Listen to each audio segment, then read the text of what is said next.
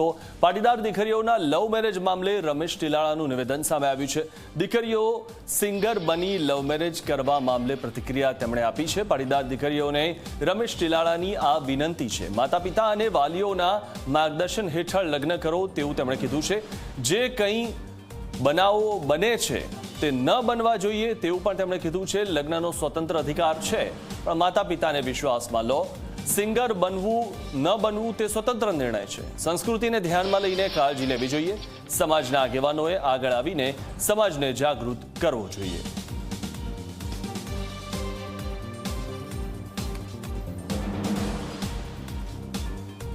કે પોતાના માતા પિતા અને પોતાના વાલીઓની માર્ગદર્શન હેઠળ જ એને ખરેખર એના લગ્ન કરવા જોઈએ અને જે કાંઈ બનાવ બને છે એ બનાવ ન બનવા જોઈએ અને એને સ્વતંત્ર અધિકાર છે, પણ એના માતા પિતાને વિશ્વાસમાં લેવા જોઈએ। અને પાટીદાર દીકરીઓને સર્વને પણ હું વિનંતી કરું છું કે તમારા માતા પિતાએ તમારી ઉપર ઘણી અપેક્ષા રાખી હોય તો એ અપેક્ષા મુજબ તમારે એના માર્ગદર્શન મુજબ જ એને તમારે આગળ ચાલવું જોઈએ।